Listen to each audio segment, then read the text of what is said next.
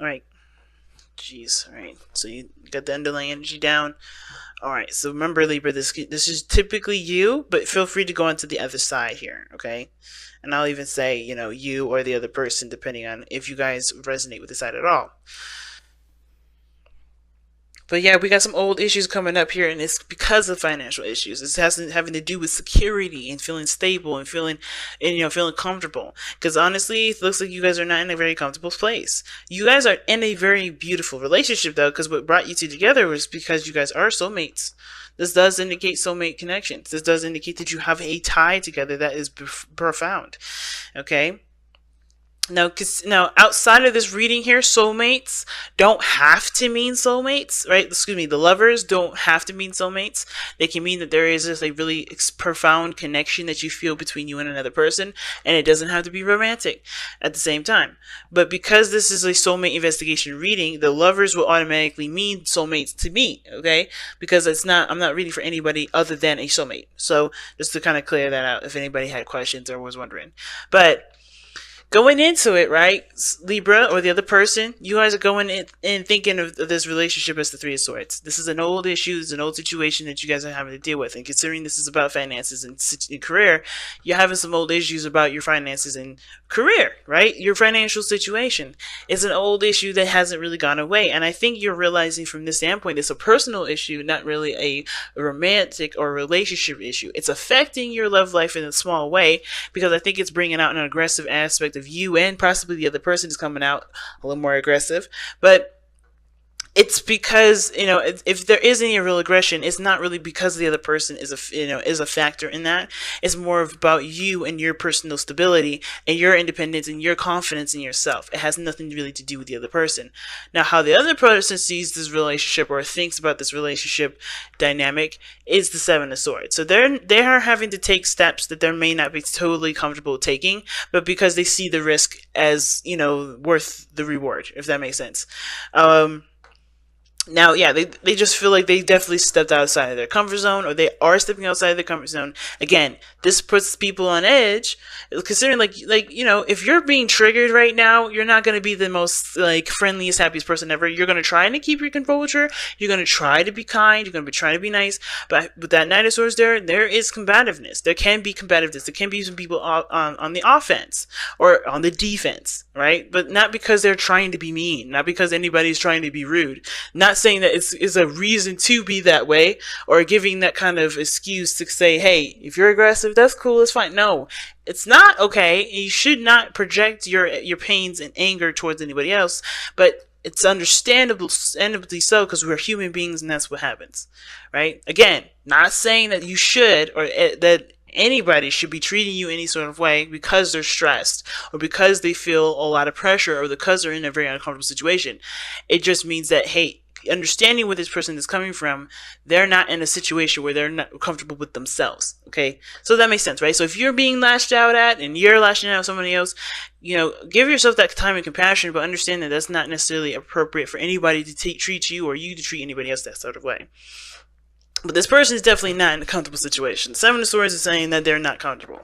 They're taking a risk. I think this person sees this risk as worth the reward, because we do have the lovers that brought you two together. So that is love. Love has brought you together, connecting with one another, connecting with each other, being the halves of each other that work as a whole, So like, for instance, you may be the brain and the other person may be the heart, right? Or the other person may be the brain and you be the heart, right? You guys add and contribute to the relationship in a very beautiful way. But I feel like it's a work in progress because you guys have the Knight of Swords. Either you guys are working together and fighting together, or you guys are fighting against each other right now and trying to work together. Because the challenge is the Chariot, right? Which is getting a balance, moving forward, working together to make progress. The challenge is that. So some of you guys are having a really hard time working together to make that momentum, to push forward with that. And it's not, like I said, it's going to take time, whatever this is, right? To work together, work this through, and understanding where you guys are personally to be able to work together. That's the first step, right? You're not going to be able to work together efficiently until you know where you are coming from, why you're upset, where all this is really hitting home at, because it doesn't really have anything to do with the other person. It has something to do with where you were before. It has something to do with you in the past. Now, That said, this person taking a risk right now, taking a leap of faith, they may be avoiding situations, not really acknowledging how serious the situation may be, or they may not really be acknowledging it as full on as possible. They may be avoiding some situations at the same time. But, which can understandably lead them to to believe that they have been putting in a lot of work, but they don't know where else to work at because they have been avoiding situations. At the same time, if this person is taking a risk, they're looking at the situation, trying to assess and trying to reevaluate what exactly needs to be done, what needs to be put in, what efforts do they need to put in to continue to move forward, because they're not in a situation where they're necessarily happy either. They know they've come a long way. They know that there's been a lot of work that's been put into this already. They know that there's work that needs to be put into it now and moving forward. Right now, they're not sure of what work needs to be done, or they're not sure if they really want to put in all this work, right? Because there could be avoiding, right? There could be ignoring the situations, right? Therefore, they don't know what to do. But again, like I said, the other way around, the other way I'm reading this is that this person is taking the risks and doing everything that they should, that they feel uncomfortable doing. And they're trying to figure out what else needs to be done because, yes, they've come so far. They've worked so hard to get to this point. They're not looking to fail now. They're looking to expand. They're looking to grow. They're looking to move forward. And you're doing the same thing. You guys are very happy with the accomplishments that y'all have made. You guys are very happy with where you are at this moment. You guys see the situation as a success, and you guys are proud of where you're coming from. You're proud of how hard you've worked. Even though finances and money may be coming up as a situation for you guys, you're not letting this dictate your relationship in the sense of, of this relationship being a success or not. I feel like, you guys are both recognizing how far you've come. While you may be looking at it as a celebration, as a success, the other person's thinking of how to expand, how to move forward, what else needs to be put into it, because they're not necessarily satisfied with where you guys both are financially, but I think that they've put too much into it to say, this is not a success. I think this is something that, both of you truly want. I think this person's taking a very practical approach to it because they do have love for where you guys are, but they want to see more. They believe that there is prosperity. There's more to come out of this. There's so much more to grasp from this, right?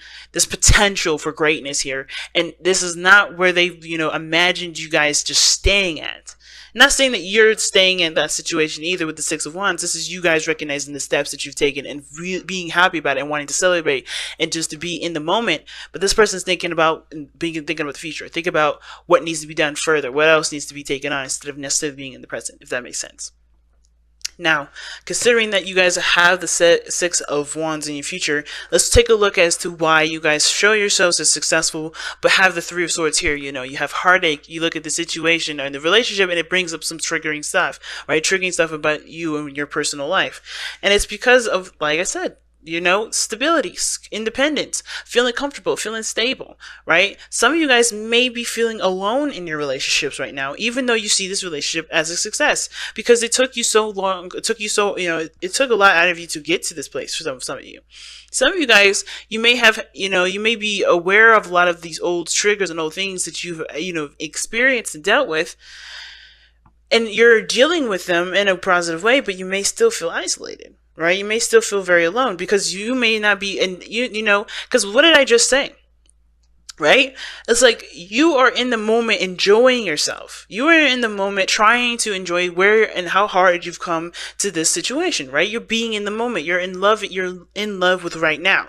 Even though you see this situation as a trigger for old stuff coming up, especially with your security and yourself and being independent, you're more alone in the situation, enjoying your lavish garden, enjoying where you are, even if it isn't necessarily ideal. Maybe you're alone and enjoying where you come. You're alone and enjoying your success, while the other person is taking the approach of focusing on what they want, focusing on how to continue to manifest what they desire, putting the energy toward it, focusing on what needs to be done. They're very mental about it. This person is very focused on the practical and the future, and they're not enjoying the moment. They want to be in a situation where they can enjoy the moment without stress, without anxiety, without worry, without doubt. They want to enjoy it without wanting anything more. But you're already in that position in the sense but you're in a situation where you are financially perhaps, affected, or you feel like you're alone in the situation because you're the only person enjoying it and being in the moment with it and not focusing on what needs to be done later on. You're focusing on what is happening now and nobody's catching up. Or no, this person is like, I need to keep moving. I need to keep moving. And neither one is bad, but I do see the imbalance. I do see where both of you guys are having a struggle or struggling to see each other eye to eye. Because while someone is like, yeah, I'm great, I'm happy, I know we come a long way, this is successful, but I need to keep moving because this is not what I imagined our future to be like. This is not how I imagine us being together to be like. Well, but you're like in the moment and happy with where you guys are because that is a success in itself. The work that you put in was success in itself. Both of you guys are not wrong. Both of you guys are not at fault. But I think the financial portion of it is what's affecting your relationship because both parties are either not pushing hard enough to pushing hard enough forward, and the other person is pushing too far ahead to even at least be aware and enjoy what you guys have put in so far. It's a really interesting read and very clear, honestly. Very clear. All right. So let's see what we got going on here with the Messenger Oracle. Let's see what you guys got to wrap up this reading here.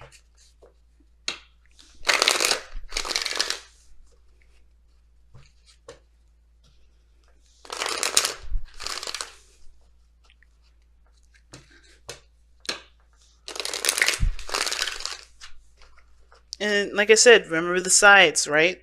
If you're not feeling very lonely, you wanted to push ahead, then, the other side may be resonating with you. The other person may be feeling, alone and celebrating the present. And you guys may be still getting over old issues, but you guys are happy with how hard and how dedicated you guys have been working towards this place of having, what you want, being content. I find it so interesting that both of you guys' spiritual planes, spiritual energies, are nines. They're both nines. It's pretty awesome. And nines are I feel like they're very individual. They're very, solo. Of course, they all have something to do with the self and the person itself, right? Themselves. They're not really about anything other than the person. But the nine, if you look at numerology, nines are about leadership. Nines are the leaders of the situation. And you guys are both leading a different area in your life. One emotional and one practical, one physical. And it's interesting because while one person's approach is very practical, the other one's very emotional, and your both spiritual energies are opposing or that, right? Show the opposite, stability and emotional. So, like I said, while one person's acting practical, their spiritual is coming from a very emotional place. While the other, and then the other is coming, acting very emotional, very in the moment, not very practical, not very, materialistic. It's coming from a very materialistic, practical or stable place. It's interesting. Elements are definitely swapped in that area. Time to ground. Time to ground. Okay. So let's take a look. See, I just passed it too. I was like, there it is. There it is. Okay. Time to ground. We all experience moments in our lives when we feel confused, unfocused, and surrounded by chaos and turmoil. These moments are often unavoidable and are the lessons these moments can impart. But how you respond to them is a choice only you can make. Take a deep breath and a moment to pause and reconnect with Gaia and nature. Seek the silence of the void within, whilst your spirit spirals downward to anchor itself like an ancient tree root in the cleansing embrace of the earth beneath you. So it's pretty much saying, like, even though the world is going crazy, even though your finances may be on point, maybe need improvement, it don't change how you react to it. It doesn't change how, nothing changes unless you react to it in a sense of panic and you react in a sense of bliss and happiness. Nothing, really what I mean is that the situation is happening. It's up to you to face the situation in the way you choose. You can either choose to panic with it and go crazy, or you can ground yourself, appreciate where you are, and do the best that you can. Because ultimately, the best you can do is the best you can do. You can't go and you can't do any more than that. You can't push any further. And to expect of yourself to do any further, it's not being fair to yourself, right? So I guess what I'm trying to say is the clearest, the best way I can say it, because I know a couple times I just said that sound crazy. Right now, you guys are going through some financial stuff going on in your lives. All right, or dealing with some things where where you guys may be having turmoil. You guys may not be seeing eye to eye, right? You guys are not in a balanced place where you guys feel like you can't take control, but you take control by not letting the situation dictate your mood, by not letting your situation dictate how you guys spend time with each other. You're going to always have financial issues. You're going to always have, family issues. You're always going to have, moral issues or something in regards to something outside of your relationship. But that's the outside of your relationship, right? You're always going to have political issues. You're always going to have, weather issues. But does the weather dictate how you're going to feel today? Or are you going to say, hey, it's raining, but that is outside of me, and it has nothing to do with me, and it's not going to affect me because I'm going to continue to do the best that I can with what I've got, right? Right? And I know some people in the comments were like, yeah, but if it rains and you got to drive differently, you got to do different. Yeah, but they're still doing the best that you can. It's always still doing the best that you can, and knowing you're doing the best that you can, and still keeping yourself in a place where you can still stabilize yourself. Because at no point, at nowhere in this reading does it say that your life is going to crumble because you guys can't get your finances up, down, whatever. It's like the money, the lifestyle that you guys live can only be helped if you do the best that you can. It's not going to help if the relationship has arguments and problems with that, right? It makes sense if both of you guys are not seeing eye to eye, you guys are not working together, therefore you guys can't do the best that you guys can because you guys are not working together as a team, which is fair enough. But if you guys are doing the best that you can, and you're doing all that you can, don't let the finances creep up in your relationship despite how well how hard you're working. Because if you're doing the best that you can right now, then that's it. You don't, that situation doesn't deserve to take, your happiness or take the feeling that you have with your partner in the most intimate times that money has nothing to do with. You know what I mean?